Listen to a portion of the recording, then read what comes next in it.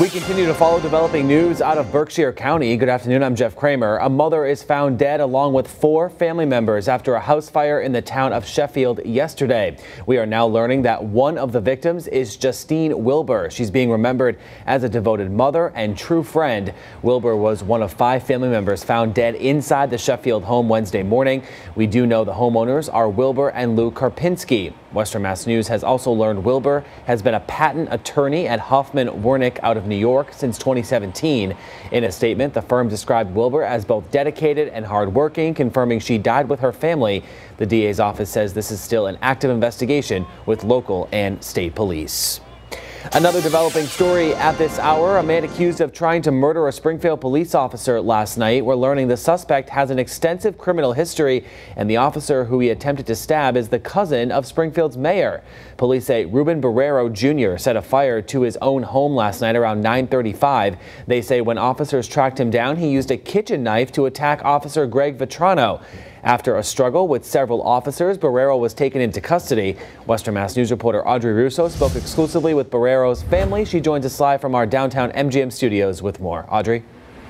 Court documents obtained by Western Mass News show Ruben Barrero Jr.'s newest charge. That's armed assault with attempt to murder. But they also show a litany of previous charges, including home invasion, assault and battery, gun possession, and drug possession. But behind that list, Barrero's family tells me, is a mentally ill man. They say they've tried to get him help time and time again to no avail. And every time it's always, he's not a risk to society, he's fine. Ebony and Nancy Morris arrived at Springfield District Court with Ruben Barrero Jr.'s medical history in hand, hoping the judge would finally see what they say has been ignored for 5 years. Every time something happens, I'm in here trying to get help, and they deny my help. They release him the same day. I had to have him removed from my house because he wasn't on his meds again. He's been to multiple hospitals, and they always let him go after 2 days, 3 days. Nancy tells Western Mass News her son is suffering from bipolar disorder and schizophrenia, mental conditions she claims contributed to Barrero's behavior on Wednesday night. The TV's telling him the things that he does. It comes from the TV. And all he does is talk about the TV. The cops are the terrorists because in his mind he's terrorist.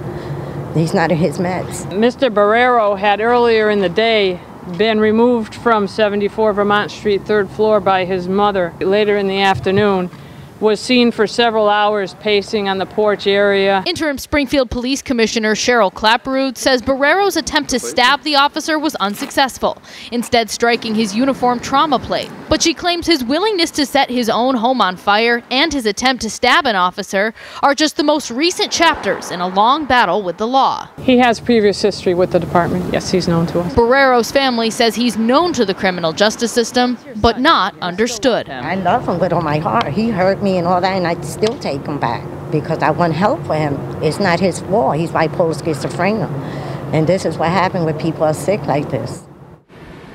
Barrero's family was in court this morning for the arraignment, as were Western Mass News cameras. However, he wasn't technically arraigned. They've got a hearing set up tomorrow for his mental health evaluation.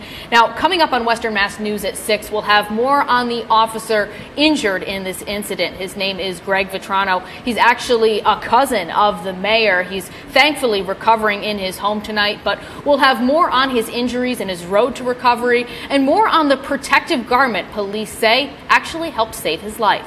Reporting live in Springfield, Audrey Russo for Western Mass News.